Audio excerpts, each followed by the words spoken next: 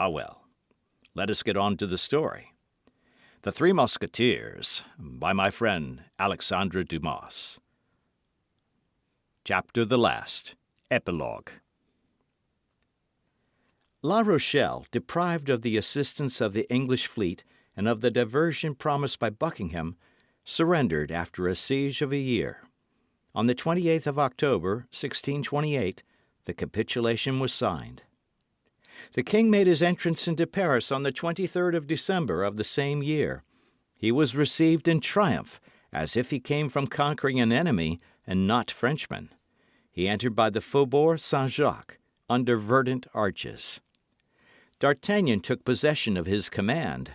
Porthos left the service, and in the course of the following year married Madame Coquenard. The coffer so much coveted contained 800,000 livres. Mousqueton had a magnificent livery, and enjoyed the satisfaction of which he had been ambitious all his life, that of standing behind a gilded carriage.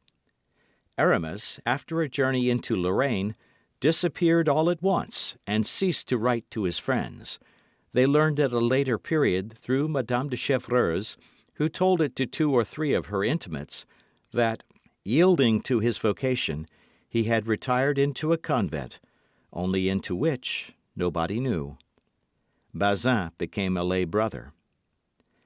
Athos remained a musketeer under the command of D'Artagnan till the year 1633, at which period, after a journey he made to Touraine, he also quit the service, under the pretext of having inherited a small property in Roussillon. Grimaud followed Athos. D'Artagnan fought 3 times with Rochefort and wounded him 3 times. "I shall probably kill you the 4th," said he to him, holding out his hand to assist him to rise. "It is much better, both for you and for me, to stop where we are," answered the wounded man. "Morbleu, I am more your friend than you think, for after our very first encounter I could, by saying a word to the cardinal, have had your throat cut." They this time embraced heartily and without retaining any malice.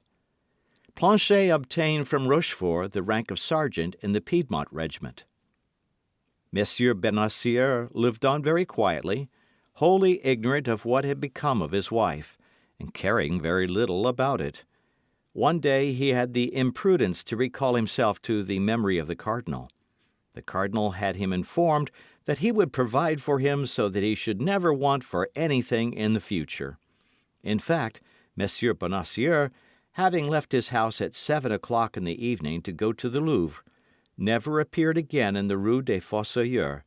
The opinion of those who seemed to be best informed was that he was fed and lodged in some royal castle, at the expense of his generous eminence.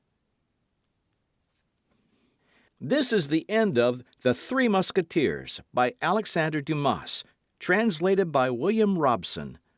It has been a delight for you to listen to my story, and I thank you so very much. Adieu to you.